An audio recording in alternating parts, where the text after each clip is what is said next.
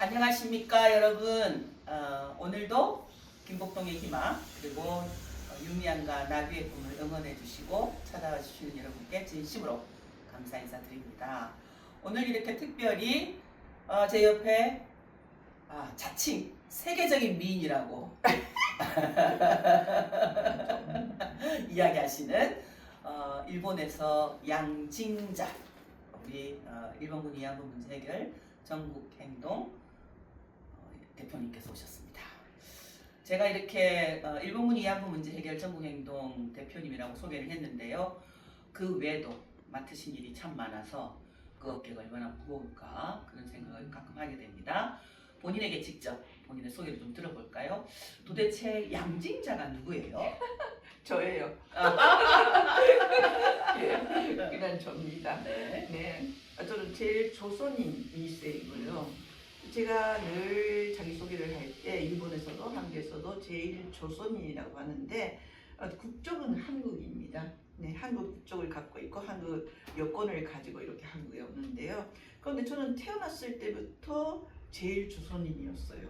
우리 부모님께서 제주도에서 태어나셔서 일본에 건너왔다가 만나서 제가 이렇게 태어나게 됐으니까 그때 우리 부모님께서는 그냥 그 하나였던 조선에서 일본으로 건너오셔서 제일 조선인으로 사셨던 분들이세요.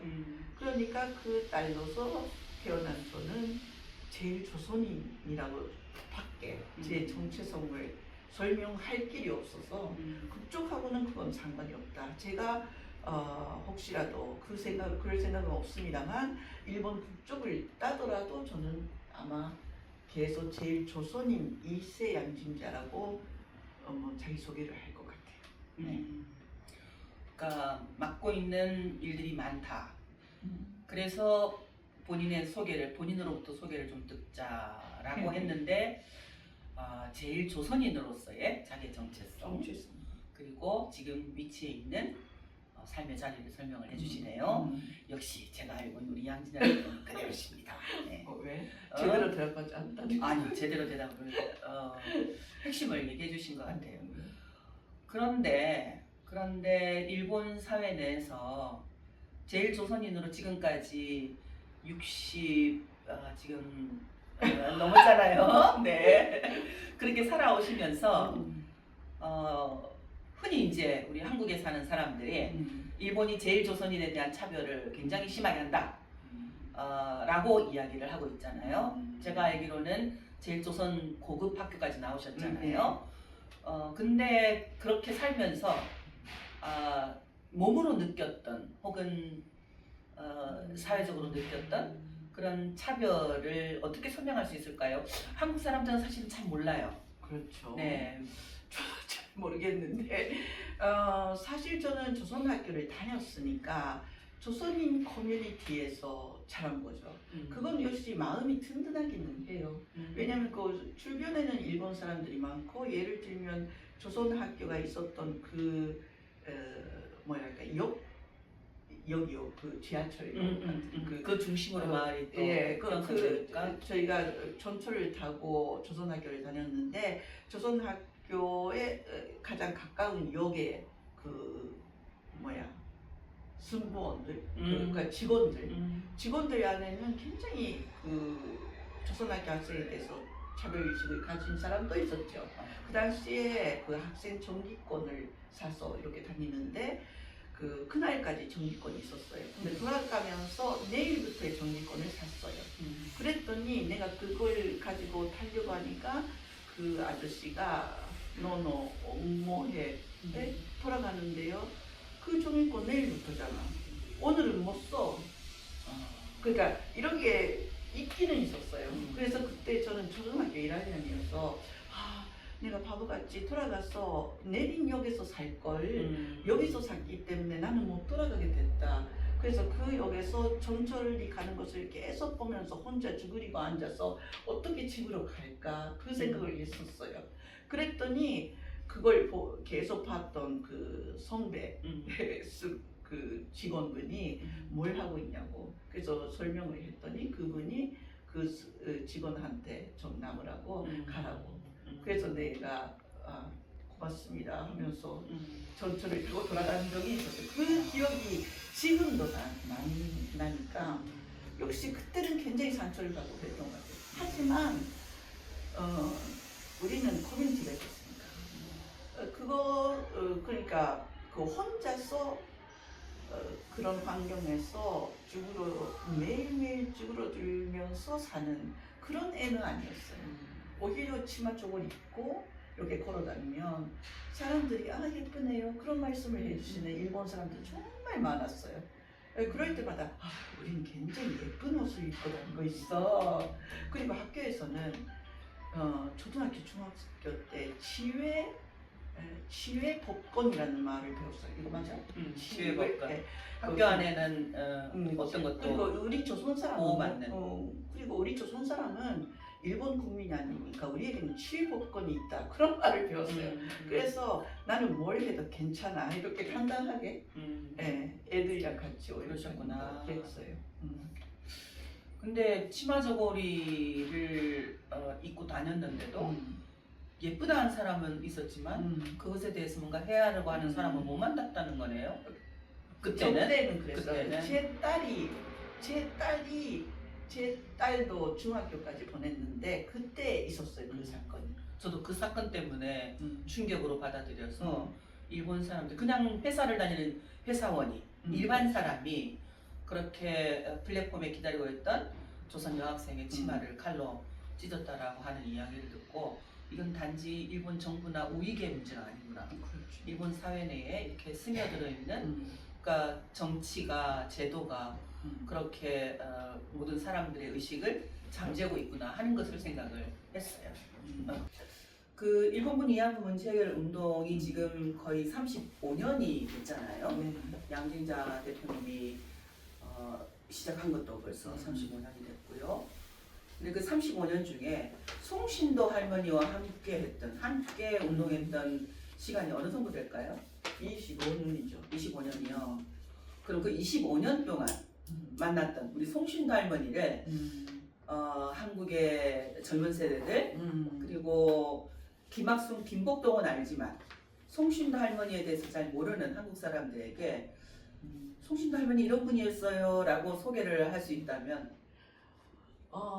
한마디로 하기는 참 어렵지만 일본에서 단 혼자만 송신도 할머니 한 분이셨어요.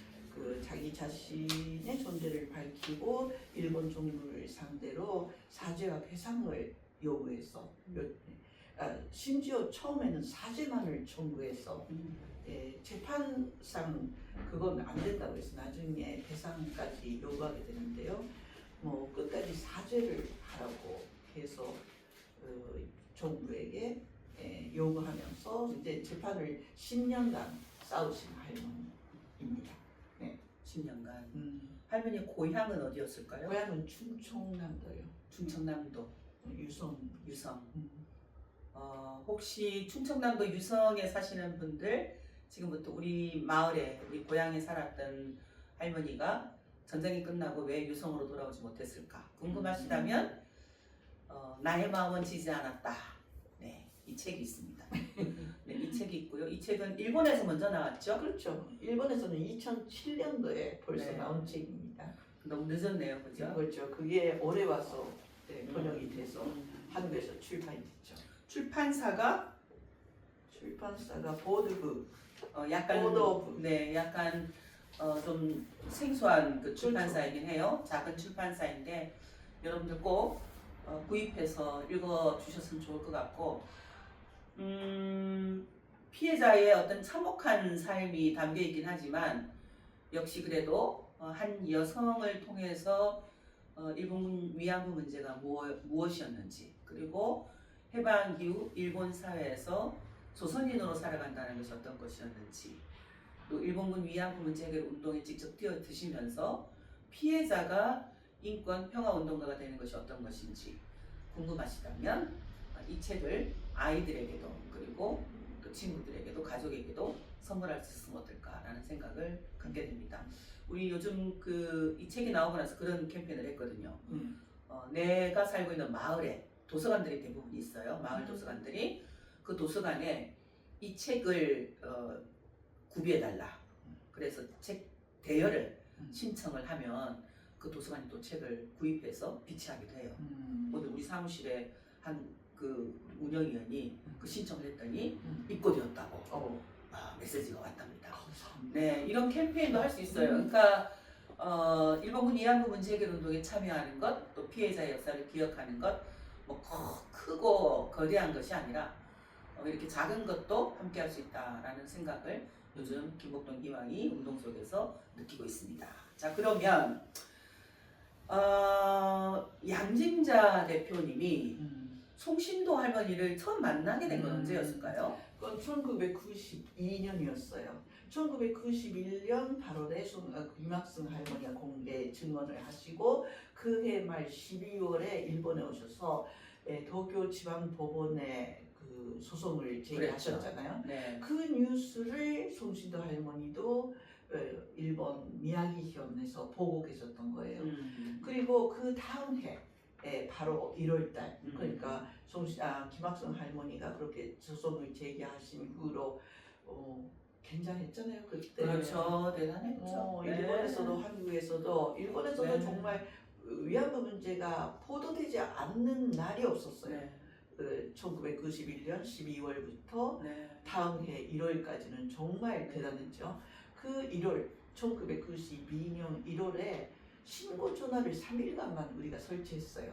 뭐 한국에서는 전대협이 계속적으로 네. 신고 전화를 설치했잖아요. 우리는 계속적으로는 못하고 3일만 위안부에 관해서 아시는 거 있으면 뭐라도 정보를 주세요라고 해서 3일간 설치한 그 신고 전화에 어떤 분이 미야기현 오나가에도 일본군 위안부 피해자가 계시니까 한번 찾아가 보세요 라는 전화를 주셨는데 그분은 자신의 이름은 밝히지는 않았어요.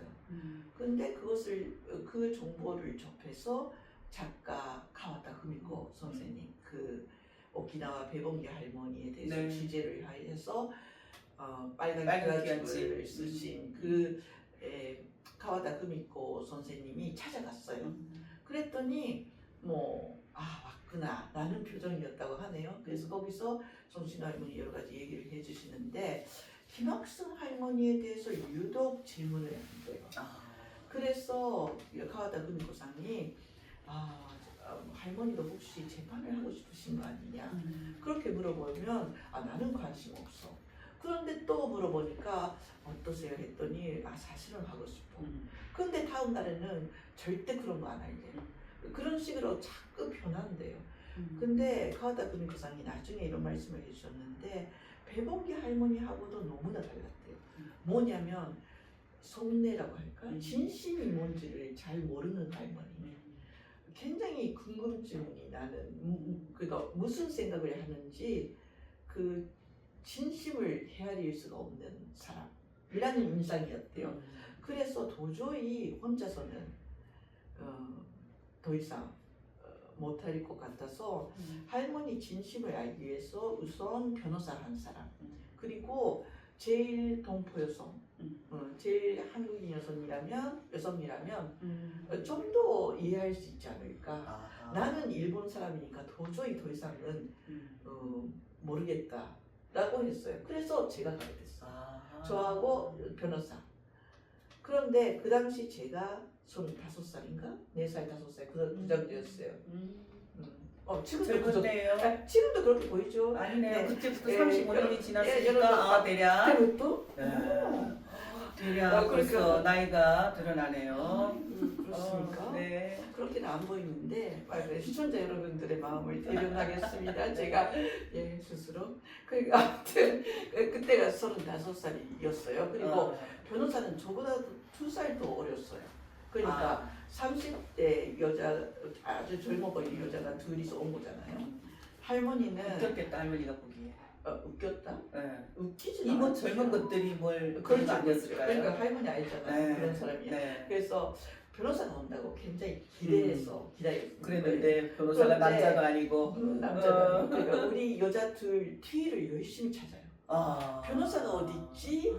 그런데 이분이 변호사예요. 이 젊은 여성을 소개하니까 굉장히 낙심한 얼굴이었는데 그래도 뭐 다시 마음을 잡고 그런데 조선인 여자가 온다고 했잖아. 그건 어디 있어? 접니다 했더니 할머니는 아무 말 않고 나를 좀 이렇게 쳐다보다가 휙 돌아서고 집 안에 들어가 버렸어요. 그래서 내가 들어가자마자 할머니가 하신 말씀이 네가 조선인이냐? 네 그렇습니다. 나는 조선인 싫어. 그렇게 시작됐어. 상처 안 받았어요? 상처는 안 받았죠. 왜냐면 그때 할머니가 3일 동안 2박 3일을 했는데 계속 너도 매운 걸 좋아하냐? 네 좋아해요. 조선인은 그렇게 매운 것만 먹으니까 머리가 나빠지지. 뭐 그런 식이었어요. 그런데 컴컴이 들어보니까 그 타당한 말씀을 많이 하시는 할머니였잖아요. 그렇죠. 말이 거칠고 그치. 그렇지만 사실은 굉장히 타당한 말씀을 많이 하시잖아요. 그때도 결국은 들어보니까 일본 사람들이 나를 무시하는 것은 그것도 억울하기는 하지만 그래도 뭐 그렇겠지. 그런데 제일 동포들도 나를 내버려 두었다. 아무도 도와주지 않았다. 그 원망이 제일 동포를 만날 때마다 나오는 거예요. 그래서 저에게 그렇게 말씀하시지만 그 원망이라고 하니까 그 섭섭함, 서운함이 전달이 잘 됐어요. 그래서 저는 정말 그건 우리 동포들이 잘 못했다고 생각했거든요 그때. 그래서 할머니 말씀이 정말 타당하다라고 생각해서 그러네요. 정말 할머니 말씀 맞네요. 그리고 맞는 말씀을 너무 많이 하시는 할머니였으니까 거칠게 변하지만 맞는 말이에요. 그래서 그러네요. 그러네요. 진짜 그러네 하면서 들었던 거지. 내가 순하기도 했고. 그래서 할머니가 3일째 되는 아침에 그럼 저희 이제 가겠습니다 해서 인사하러 가니까 할머니 눈이 나를 보는 눈이 그 전날하고 달랐어요. 그 전까지는 뭔가 경계심? 아니야. 눈 안에 뭔가 활활 타오르는 분노 같은 것을 느꼈어요. 그때는 안 느꼈는데 나중에 보니까 그랬던 것 같아요. 그 불이 확 꺼지고 그래서 나를 보면서 이렇게 상냥하게 너는 무슨 말을 해도 화를 안 내는구나 이러셨어요. 그런데 그 순간 나는 그 할머니가 싫어졌어. 왜요? 나를 테스트한 거잖아. 나는 그 당시에 정말 위안부 피해라는 것이 사람을 이렇게 만든다라고 할까, 피해라는 것이 어떤 건지를 모르니까 몰랐죠. 정말 몰랐어요. 우리는 그랬잖아요. 처음에는 몰랐잖아. 그렇게 깊은 그 사람에 대한 의심이라든지 사람을 그렇게 시험해보지 않고서는 마음을 열 수 없는, 그렇게 쉽게 여는 것도 아니지만 어떻게 그렇게 됐는지라는 것에 대해서 사실은 몰랐잖아. 그러니까 피해의식이 어떻게 우리에게 발톱을 들이댈지도 몰랐고, 또 사람들과 대화할 때도 그렇게 막 폭력적이고 거친 언어가 나올 줄 몰랐고, 피해자가 약간 불쌍하고 왜소해하는 모습이겠지? 라고 생각했던 걸 완전히 송신구 할머니는 거꾸로 보여준 거네요. 그런데 그렇다고 해도, 그러니까 깊은 피해를 입으신 위안부 피해자라고 해도 이렇게 사람을 시험하면 안 되지. 저는 사람 시험하는 사람 정말 그 당시에 싫었어요. 그래서 그 전에 김학성 할머니를 뵌 적이 있었고, 김학성 할머니가 굉장히 품위가 있고, 있죠. 네. 따뜻한 분이셨고 배려심이 깊었고 그런 분도 계신데 이분은 뭐야? 뭐 그런 생각이 정말 솔직히 났어요. 그래서 그 후로 이분이 재판을 한다고 해도 나는 지원운동을 정말 할 수 있는 걸까? 그렇게까지 생각했어요. 처음 만났을 때. 그러니까 그때까지는 타당하신 말씀 대단하다 이 할머니라고 들을 수 있었는데 시험했다는 맞아요. 시험했다고 안 순간에 왜 할머니가 그렇게 사람을 시험해야 하는지, 시험을 해야만 사람을 만날 수 있는지를 모르니까 당시에는.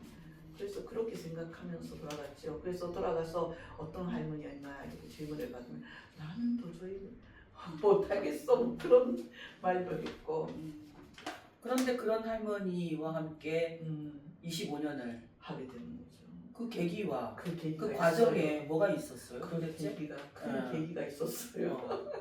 그게 궁금합니다. 예, 그거 다음 회에 아닙니다. 지금 할게요. 네. 예, 그게 뭐냐면 그래서 그 후에도 할머니는 재판을 한다 안 한다 뭐 계속 되풀이하셨어요. 그게 저희가 만나러 간 게 8월이었잖아요. 92년 8월. 그런데 그 후에로도 4개월 동안 오늘은 하겠다 다음 날에는 안 하겠다 그것을 되풀이하셨는데 그해 말 12월에 신문에 나와버렸어요. 그런 할머니가 있다. 그리고 소송을 준비 중이다.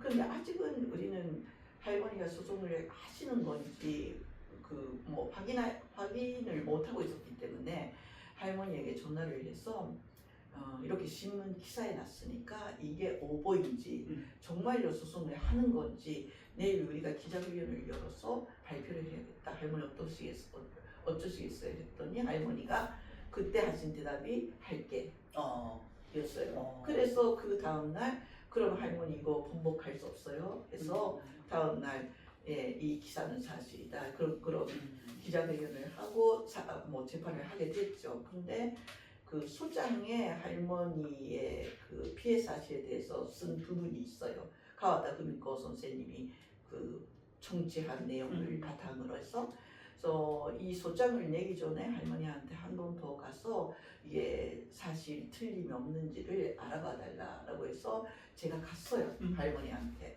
그래서 할머니에게 그 소장의 내용을 쭉 읽어드렸어요. 그랬더니 할머니가 당신이 하신 말씀에 정리된 것을 듣고 역시 굉장히 자극을 받아서 흥분된 상태가 된 거죠. 그 후로 뭐 밤이 늦도록 계속 말씀하시는 거예요. 제가 질문도 안 하는데 계속 그때 이런 일이 있었고 저런 일이 있었고 특히 어머니에 대한 원망 뭐냐면 자기가 뭐 결혼 같은 건 뭔지도 모르는데 그러니까 모르는데 어머니가 강제적으로 어떤 남자하고 결혼을 시켰다. 그래서 그게 그날 밤에 남자가 이렇게 다가오는데 그게 무서워서 도망을 간 거잖아요. 그래서 어떤 아주머니가 전쟁터에 가면 결혼을 안 해도 혼자 살아갈 수 있다. 그 말에 속아서 위안부가 된 거잖아요. 네. 그러니까 결국은 그러니까 돌아보면 엄마 때문에 됐다. 그 말을 너무나 많이 하시는 거예요. 그리고 너무 밤이 깊어서 이젠 뭐 고단하실 테니까 좀 주무세요 해서 이불을 까놓고 옆에 이렇게 나도 눕고 그랬더니 이불 안에서도 계속 말씀을 뭐 멈추지 않아요. 근데 그때 내가 그 모습이 굉장히 가여워서 그냥 자연스럽게 손이 이렇게 나왔어요. 그래서 등을 이렇게 뭐랄까 쓰다듬어 드렸어요. 그랬더니 할머니가 내 손이 닿은 순간 깜짝 놀라서 말을 멈추고 그 다음 순간에 피 뜯고 자버렸어요. 그걸 보고 나는 이 할머니는 이렇게 그러니까 아무 말 않고 자기 이야기를 들어주는 사람을 반세기 동안 기다리고 있었던 거구나. 특히 엄마를 기다리고 있었던 것이 아닌가 그런 생각이 들었어요. 그리고 할머니가 사실 제 친엄마를 좀 많이 닮았어요. 성격이 참 비슷한 데가 있어요. 그래서 친구들이 나한테 할머니 제일 닮은 건 너니까 네가 할머니 혹시라도 돌아가시면 네가 소속해줄게 뭐 그런 식으로 말할 정도로 우리 엄마, 솜씨도 할머니 저 다 조금씩 비슷한 데가 있는 것 같아요. 저도 사실 친엄마하고 관계가 별로 안 좋잖아요. 그런데 그 할머니가 엄마를 원망하는 그런 마음도 뭔가 이해가 되고 나는 그 후에도 친엄마에게 잘해드리지 못했는데 대신 할머니에게 잘해드리는 게 뭔가 제가 친엄마에게는 못하는 일을 하는 것 같은 그런 부분도 약간은 있었지 않을까 솔직하게 그런 생각도 하고 그 엄마를 원망하면서 그리워하는 그 마음이 굉장히 와닿았고 나는 한참 부족하지만 그래도 할머니 말씀을 그냥 듣는 엄마 같은 존재가 혹시라도 내가 될 수 있다면 되고 싶다. 그날 밤에 정말 그렇게 생각했어요. 그게 그 후 25년 가는 거죠. 그것 때문에 끝까지 갔던 것 같아요. 저는. 그런데 그 재판이 그런 할머니의 할머니와의 소통을 통해서 할머니가 결정하고 또 지원 모임이 만들어지고 10년 동안 재판을 계속 네, 해온 그렇죠. 거잖아요. 그러니까 그 그 10년 동안 10년 재판이 이 책에도 담겨 있지만 이 책은 정말 10년 재판에 대해서 주로 쓴 책입니다. 나의 마음은 지지 않았는데 영화도 그렇잖아요. 그죠. 그것도 10년 동안의 재판에 대해서 그린 영화이고 이것을 영화 공개할 때 동시에 냈어요. 재판 기록을 내야 할 것 같아서. 왜냐면 저희가 정말 그때까지 시민운동하던 전혀 모르는 사람이었는데 재판을 지원하게 되면서 뭘 어떻게 하면 좋을지 몰랐어요. 그때 뭔가 누군가 손백버린 사람이 그런 책을 남겨줬으면 좋았을 텐데 그런 생각도 했죠. 그래서 뭔가 기록을 남겨야겠다라고 생각했어요. 근데 할머니가 혹시 살아계실 때 당신의 삶을 영화와 이런 책으로 한다라는 것을 알았어요? 차즈 나 같은 여자가 살았다고 영화라도 만들어서 좀 전해줘라는 말씀을 많이 하셨어요. 네. 그러니까 그 영화가 공개됐을 때 할머니가 보러 오셨잖아요. 할머니 모시고 우리가 첫 공개를 했는데 네. 그래서 아주 좋아해 주실 줄 알았죠. 너무 할머니 소원이었으니까 영화 만드는 게. 그래서 네, 할머니를 그 무대 위에 이렇게 모셔서 할머니 어떠하셨어요? 감상이 했더니 할머니가 한 말이 뭐가 뭐 감상이 뭐 그대로잖아. 사실 그대로잖아. 그냥 나온 거잖아. 더 이상 뭐 이런 식으로. 근데 그날도 노래를 하지 않았던가요? 그날도 노래를 그날도 그 불렀어요. 군가를 불렀던 예, 거예요? 예. 그러니까 무대 이제- 위에서 노래 안 하시는 날은 없었어요. 저도 이제 약간 우리 할머니들 중에 그러니까 군대에서 전쟁터에서 일본 군인들에게 그런 모진 고통을 겪었는데 노래를 군가를 부르거나 할 때 보면 참 이렇게 많은 생각이 나요. 그러니까 할머니가 마이크만 잡으면 그 군가를 부르는 그 마음이 뭘까? 그죠? 그런 생각을 가끔 하거든요. 역시 그런 생각이 비슷한 거죠.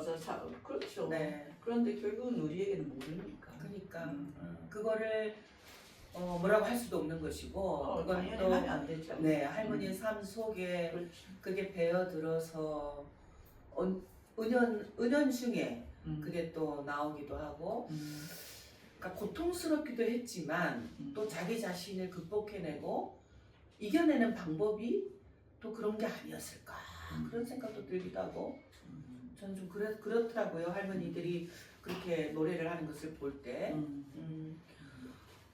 지금 이 DVD하고 책을 어디서 살 수 있어요? 구할 수 있어요? DVD는 정리한 그 전쟁을 해서 인권 박물관에서 살 수 네. 있고 네. 이 책은 여기 김보동의 네. 희망에서도 살 수 있고 서점에서도 살 수 있습니다. 서점에서도 살 수 있고 네. 보더북에다가 주문을 해주셔도 되고. 네. 그러니까 정의연의 박물관이라면 하면 마포구 성산동에 성미산 자락에 전쟁과 여성 인권 박물관이 있습니다.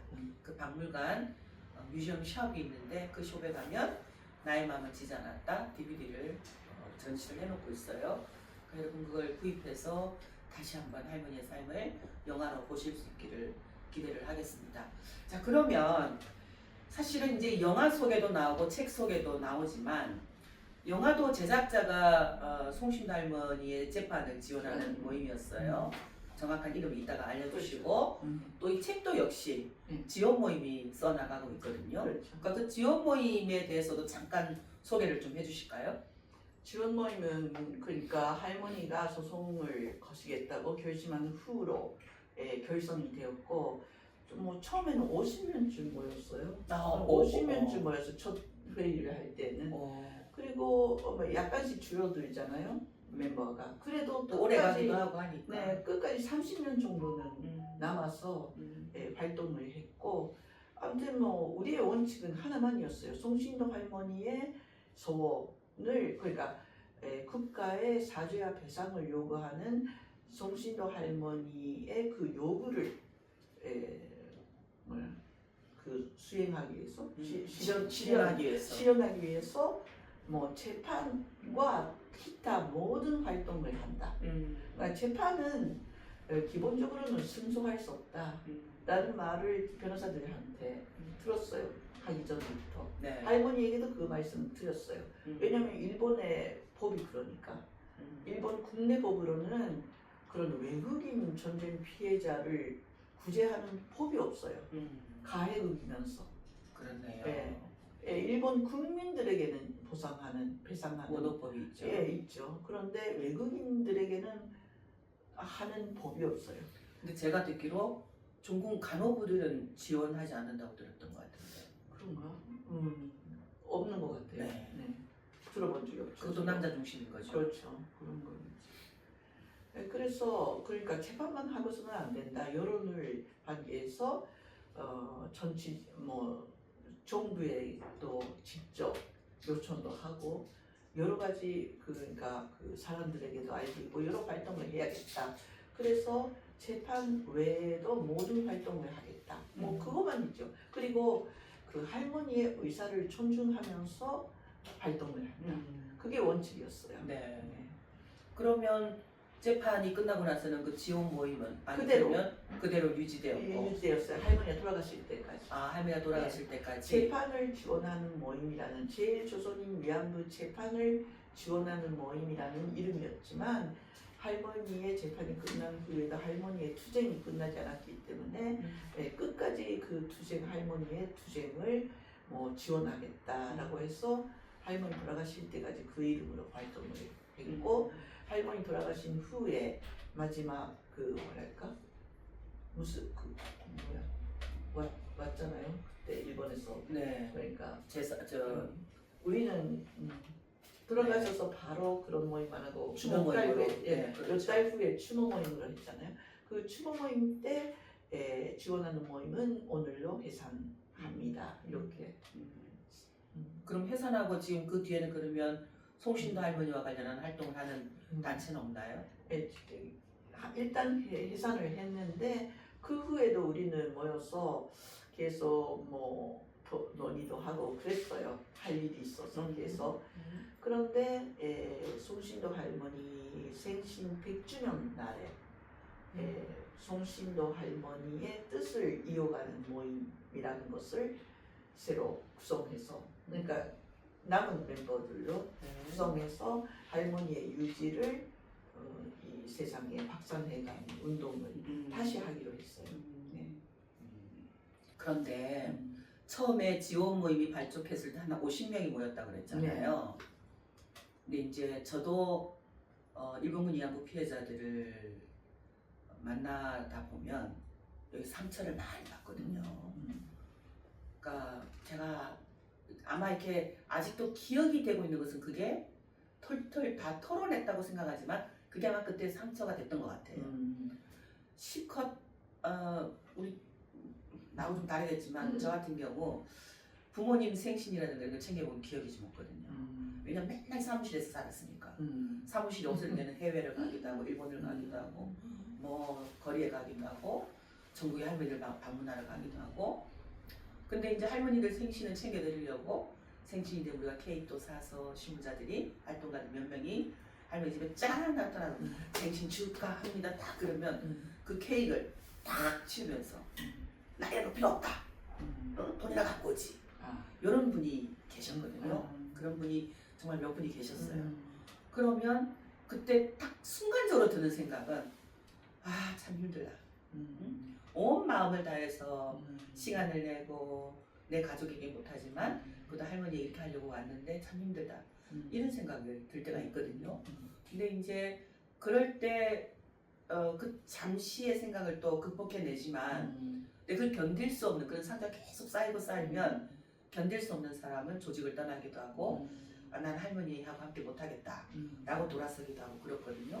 혹시 지원 모임 멤버들 중에서도 혹은 아니면 양진자 대표님도 그런 적이 없었어요? 아마 굉장히 할머니의 언변도 거세고 행동도 이렇게 거세기 때문에 그런 상처들을 은연중에 내뿜었을 것 같거든요.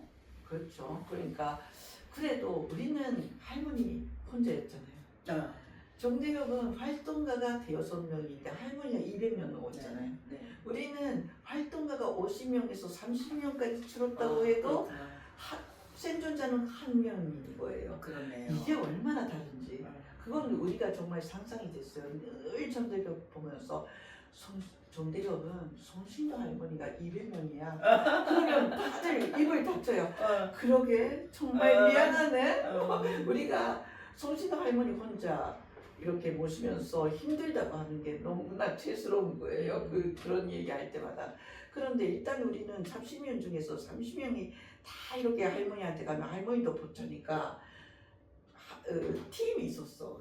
우리는 뭐 대표도 없고 상근자도 없는 모임이었잖아요. 그렇죠. 모든 게 없었는데 각각 담당자라는 게 있어요. 그래서 송신도 담당 팀이 있었어요, 사실. 그게 5명이었어요. 그게 중심적인 멤버여야 했어요. 그것도 저하고 가와타 구미코 선생님, 그리고 주스자 선생님, 그리고 또 일본 사람들이요. 네, 기노무라상, 야마자키상이라고 이렇게 5명 있었는데 주로 담당하는 사람이 아무래도 생겨요. 할머니가 전화를 해서 하는 상대가 이때는 가와타상이었는데 다음에는 주스자상이 되고 중심적인 역할을 5명 안에서도 하는 사람이 늘 있어요. 그런데 그 사람이 더 이상 못하겠다 라고 쓰러진다고 하니까 나를 좀 빼줘 라고 하면 그 다음 사람이 담당자가 돼요. 5명 안에서도 중심 담당자가 되고 그렇게 해서 우리는 5명이 계속 돌아가면서 나 더 이상 못해라고 하면 다음 사람이 있었어요. 이쪽은 아니잖아요. 나 더 이상 못해. 할머니만 많잖아요. 그러니까 우리하고는 전혀 그런 뜻에서는 달랐어요. 우리는 그렇게 교대해 가면서 뭐 할 수가 있었고 또 그렇죠. 그러셨구나. 때로는 그게 나를 할머니 욕하고 네. 공개 못한다 하면서도 그렇게 욕하기도 하고. 자, 그런데 사실은 제가 그 한국에서 운동을 하면서 할머니들이 없었을 때 우리 운동하고 할머니들이 계셨을 때 우리 운동이 확실히 달랐거든요. 그러니까 초기에 정대를 만들어지고 나서 1년이 지나고 나서야 김학순 할머니가 피해자에 딱 신고를 했잖아요. 그러니까 그 전에는 그냥 일상적인 일들이 있었어요. 성명서 발표하고 뭐 한국 대통령이 어디 간다, 일본 간다 그러면 막 데모하고 일본의 총리가 한국 온다고 데모하고 그런 방식의 운동이 진행되다가 김학순 할머니 되고 나서 92년 1월에 아직 제 기억에도 사무실에 기자들이 거의 상주했고 전화가 불티가 났고 갑자기 운동이 뭔가 불이 붙었다. 그게 피해자로 인해서 그랬거든요. 일본에서도 송신도 할머니가 제일 조선인이었지만 송신도 할머니가 우리의 운동 안에 살아 계셨던 것 그 자체가 운동의 활력이 되거나 또 그런 측면이 있었지 않았을까요? 그건 있었죠. 그런데 그것은 언론이라기보다는 시민들의 반응. 시민들이 처음으로 일본말로 직접 그 증언을 들을 수 있고 일본말을 직접 내걸 수 있는 피해자가 나왔다. 그런 반응은 굉장히 컸어요. 그러니까 50명 모인 거죠. 다른 나라 지원하는 단체 그렇게 사람이 많이 모이지 않았어요. 그렇죠. 그럼 여기에 가면 아마 할머니하고 직접 대화를 자기 말로 일본말로 대화를 할 수 있겠다라는 그런 기대감이 있었대요. 사실. 혹시 제일 조선인 사회는 송신도 할머니의 공개로 인해서 뭐가 있었을까요? 왜냐하면 제가 좀 느끼기로 차별을 받고 탄압을 받게 되면 약간 우리끼리 이렇게 폐쇄적이 되기도 하고 일종의 그게도 피해 어떤 탄압을 이겨내는 생존 방식이기도 하고 그 탄압을 이겨내는 극복의 방식이기도 하고 하는 것 같은데 근데 이제 그러다 보면 약간 보수적일 수도 있잖아요. 보수적이 될 수도 있잖아요. 근데 송신도 할머니가 우리 공동체 안에서 제일 조선인 공동체 안에서 위안부 피해자로 딱 아주 거친 언어로 거친 행동으로 딱 나타나셨어요. 그게 제일 조선인 사회를 변화시킨다든가 하는 그런 위안부 문제 관심을 갖게 한다라든가 그런 건 특별히 없었을까요? 별로 느끼지는 못했는데 왜냐면 제일 조선인 사회라고 해도 여러 가지가 있잖아요. 그렇죠. 그러니까 그렇죠. 크게 뭐 민단이 있고 민단이 있고 조정이 있고 그런 데는 조직 결정이 나야 움직이잖아요. 어. 그 조직 결정은 그때는 나지 않았던 것 같고 아닌 그냥 동포들 안에는 역시 그 일본 사람들이란 또 일본 사람하고는 또 다르지만 제일 동포 피해자가 이렇게 나왔다고 해서 정성으로 이렇게 참여하고 싶어 하신 분들은 계세요. 하지만 사회라고 하는 게 있는지는 잘 모르겠지만 사회가 움직였다 그런 느낌은 별로 없었어요. 없었어요. 어떤 사회적인 변화 운동이라든가 그런 걸로까지는 가지 못했네요. 제일 조선인 사회에. 그리고 어떤 주변에서는 그런 거친 할머니의 모습이 상처를 또 드러나게 하는 제일 조선인으로서 아주 가난하고 뭐랄까 더럽고 그런 일세들의 모습을 기억하는 사람들이 그런 모습 안 보고 싶다. 내 아픔을 내 치부를 드러내는 것 같아서 그런 반응은 일부에 있었던 것 같아요. 오히려 안 보고 싶어하는. 그럴 수 있겠네요. 그러니까 사회 구조를 심리학적으로 해석하는 분석하는 분이 보면 또 뭔가 새로운 것도 보일 수도 있겠다 그런 생각이 좀 드네요. 그쪽 방면에서 우리가 연구가 전혀 안 됐잖아요. 전혀는 아닌 거 아니에요? 그런가? 네, 조금 활발하게 안 됐잖아요. 네. 그죠?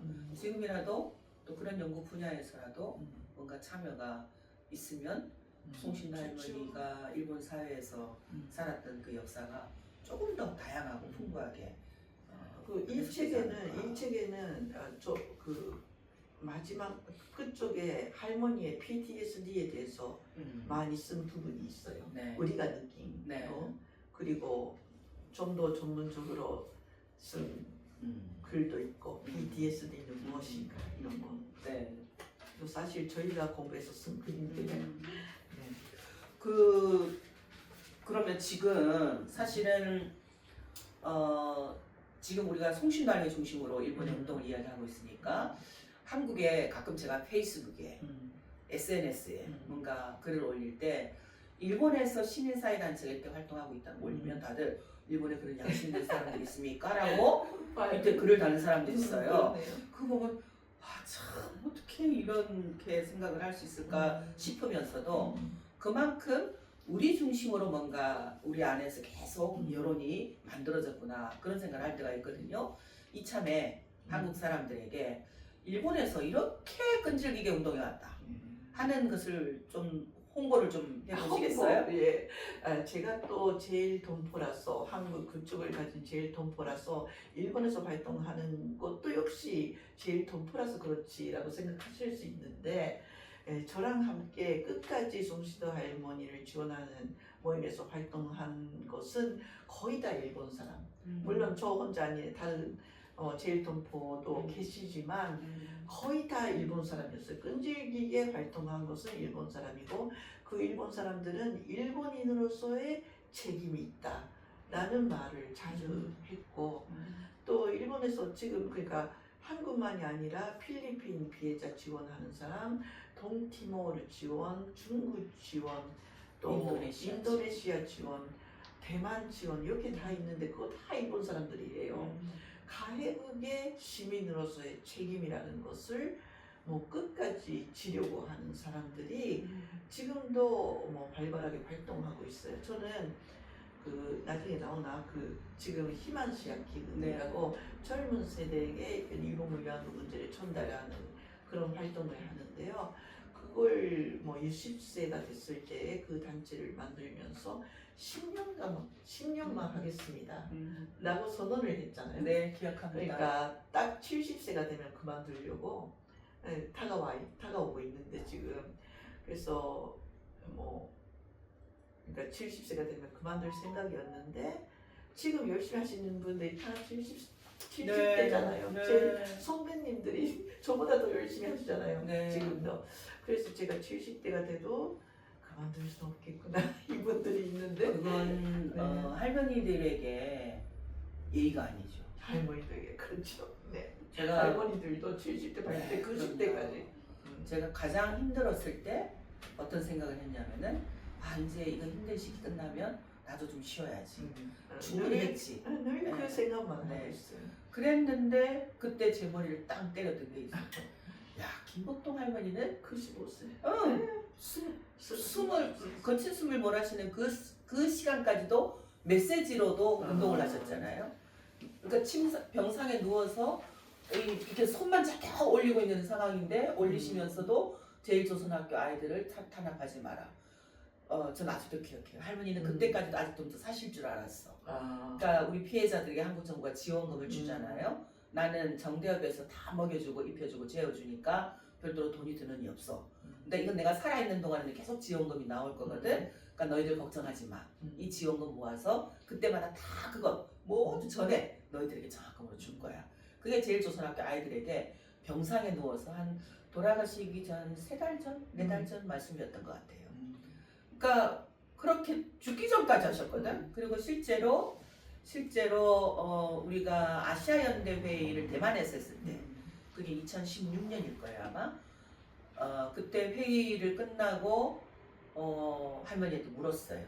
할머니 도대체 이 일을 언제까지 우리가 해야 될까? 그때 좀 지치기도 하고 힘들기도 하고 2015 한일합의 때문에 영혼이 좀 피폐해지기도 했고 뭐 한국의 국정원이 쫓아다니지 일본의 공안이 쫓아다니지 또 우익 단체들이 뭐 죽여라 뭐 빨갱이 어떻고 공격을 해야 되지 않으니까 그런 것 때문에 약간 이제 심장이 너덜너덜 돼가지고 그 질문에 좀 그런 게 있었지. 이제 우리 할머니 이제 이 정도면 되지 않았을까? 그랬을 때 하셨던 말씀이 살아있는 동안에 해야지.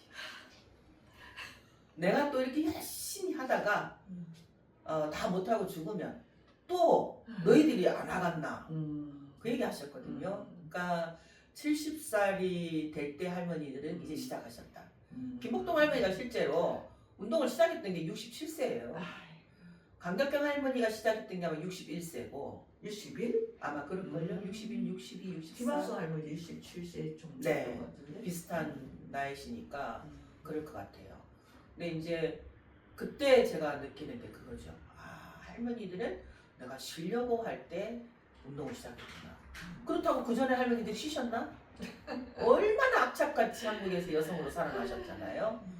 그런 생각은 제가 보기 아니라고 생각합니다. 양진자 대표님. 네. 자 이제 조금 개인적인 소회를 여쭤보고 싶은데요. 사실은 지난 삶을 돌이켜 보면 일본군 이하고 문제 말고 별로 없습니다. 네. 그냥 그걸 위해서 삶을 없어요. 추진했어. 그죠? 그죠? 윤미향도 그렇고 그렇지. 개인적인 삶이 없어요. 그런데도 불구하고 우리가 웃으면서 지금 불행해요? 행복해요. 그죠? 행복하죠. 나도 그래요. 나도 행복해요. 저것들이 막 그렇게 막 공격해도 난 살아있어. 그 행복해. 우리 손영미 소장님한테 참 미안한데 소장님 나는 그래도 행복해. 나는 아무리보다 유미양보다 행복한 거. 네 이렇게 하고 있잖아요. 그죠? 그래서 힘든 것도 있었지만 그래도 어때요? 보람된 일들은 더 많았지 않아요? 일도 많았고 야 이렇게 일본군 위안부 문제를 만나지 않았다면 할머니들을 만나지 않았다면 전혀 다른 삶이었잖아요. 그렇죠. 틀림없이. 나도 그런데 그랬을 거예요. 그런 전혀 다른 삶을 살아보고 싶었다라는 생각은 없고 이런 특별한 경험을 할 수 있어서 정말 다행이다. 일본군 위안부 문제를 만나길 잘했다. 그렇게 생각하죠. 그러시구나. 제가 한번 예전에 강연을 많이 다닐 때 고등학교 참 많이 다녔어요. 근데 고등학교 학생들 중에 진로를 고민하는 학생들 있잖아요. 그러니까 대학을 가는 걸 고민하는 친구들도 있고 또 대학을 졸업한 이후에 뭘 할 거냐에 따라서 대학을 선택하니까 그때 제가 강연하면서 그랬던 기억이 나요. 여러분 제가 지금 행복해 보여요? 불행해 보여요? 그랬더니 아이들이 행복해 보여요! 그래서 그래요? 혹시 여러분들이 선택할 직업 중에 이런 거 어때요? 시민사회단체 활동가로 특히 역사의 고통을 겪었던 일본군 위안부 할머니들과 함께 이 문제 해결을 위해서 적극적으로 운동에 참여하는 것. 요즘은 시민단체 활동가가 되어도 부자는 아니지만 최저시급은 줍니다. 뭐 이러면서 그러면서 이야기를 했을 때 그 학생들이 끝나고 나서 저를 찾아왔었어요. 찾아와서 그런데 운동하려면 어떻게 해야 돼요? 라고 물었거든요. 그러니까 그때 제가 느꼈던 게 우리가 이미 좀 늙었지만 이미 많이 지금이라도 여러분들이 우리 미래 세대들이 청소년 세대들이 요즘은 계속 돈 추구하고 알바, 학교 알바 한국 아이들도 청년들도 자본의 수레바퀴에 많이 치여 산다라는 생각을 많이 하거든요. 그렇게 비록 살고 있지만 그 위에 가치가 있고 그 가치를 더 많은 사람들이 공유할 수 있도록 하는 이런 활동 이것도 직업으로 선택해봐라 라고 만약에 다시 청춘 양딩자에게 묻는다면 나는 뭐 원래 직업은 아니었는데 왜냐면 직업이라고 표현하기보다 근데 일본에서는 그걸로 먹고 살 수는 없잖아요. 일본은 그렇죠. 그렇게 시민사회단체에서 월급 받고 활동하는 사람은 정말 조금밖에 없고 그 시민단체로 살기는 너무 어려워요. 그러니까 일본에서 활동하는 사람들은 다들 다른 직업을 가지고 회사를 다니면서 일을 하죠. 그러니까 우리 회의는 늘 저녁에 하던가 토요일에 주말에 하던가 집회도 다 그렇고 그런 곳에 익숙해서 저는 활동가가 되어보지 않을래요 라고 다른 사람에게 말을 못해요. 일본에서는 활동가는 못 살죠. 그렇나요? 한국하고 그건 달라요. 물론 한국도 이제 일반 그 회사나 이런 것에 비해서 대우나 급여나 이런 게 굉장히 턱없이 낮기 때문에 이걸 선택하는 사람은 거의 없죠. 요즘 그래서 그렇죠. 시민단체 활동가들도 청춘들이 보급이 되지 않으니까 이렇게 늙은 사람들이 직접 막 거리에 뛰어다니고 이럴 수밖에 없는. 그래서 우리 일본처럼 되면 안 되는데 가끔 제가 그 생각을 해요. 네, 그 생각을 하는데 일본처럼 그런데 태워가고 있는 거 그래서 한국이. 근데 이제 다른 한편으로는 한국에는 법제화가 시민사회 그러니까 민간 단체를 지원하는 그런 법들이 행정안전부 안에 있다든가 법제들이 제도가 구비가 돼 있어요. 일본은 없어. 그런 법 때문에 정부가 지원하기도 하고 또 이렇게 시민단체 기부하면 세금이라는 것을 혜택을 주기도 하고 그래서 그게 세금 혜택이 있기 때문에 다른 회사 다니는 사람들이 나는 저기 직접 직업활동가로 뛰어들지 못하지만 나는 내가 버는 수입의 일부를 내서 저 또 직업활동가들을 후원한다 라고 하는 그런 또 한편의 흐름도 있으니까 약간 일본하고는 다르겠네요. 일본도 법이 없는 것은 아니에요. 하지만 실제로는 아주 어렵죠.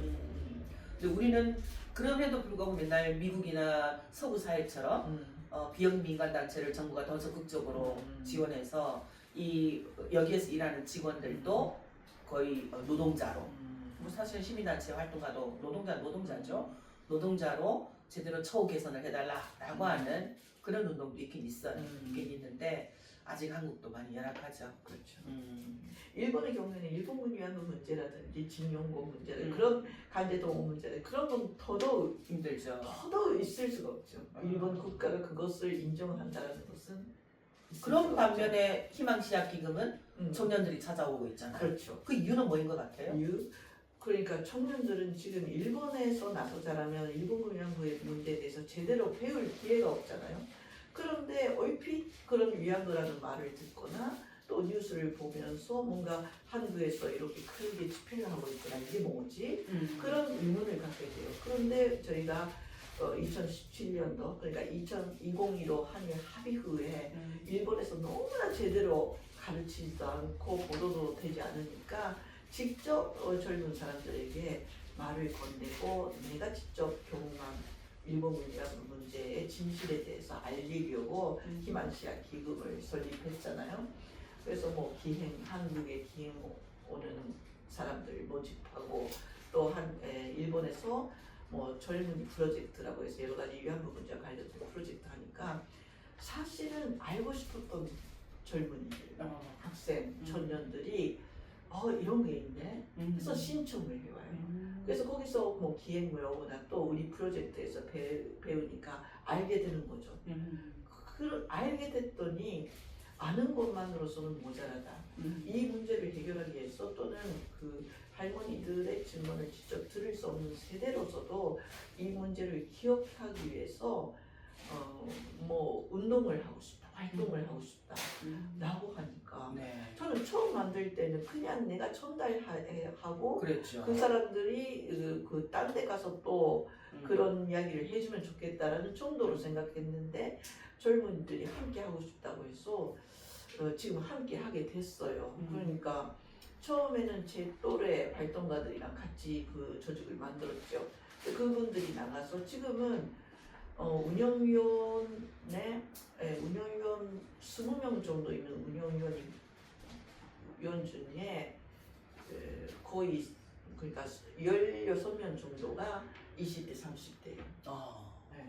그러니까 거의 다 20대, 30대. 그러니까 그 30대 들어왔다가 지금 40대가 접어든 사람이 2명쯤 있고 그런 분위기 안에서 저는 그러니까 자기소개를 할 때 요즘은 청년단체 대표 양신자입니다. 그럼 사람들이 의아하게 나를 봐요. 진짜요? 진짜로 그렇다니까. 젊은 애들이 뒤에서 진짜입니다. 네, 그런 상태가 되고 무슨 얘기 때문에 이렇게 됐을까? 무슨 희망시학기금 그렇게 그래요. 네. 그러니까 그렇게 알고 싶다는 마음을 가진 일본 청년들도 사실은 꽤 많다는 거.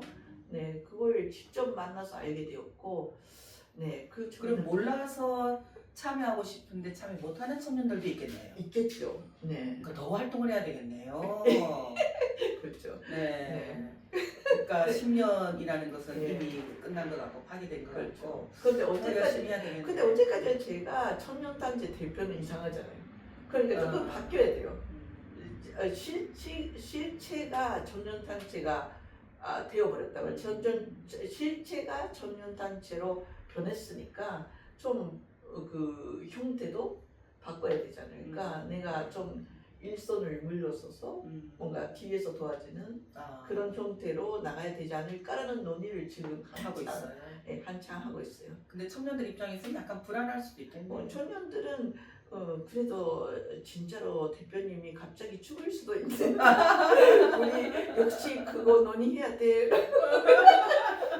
그러면서 열심히 토론하고 있어요. 네.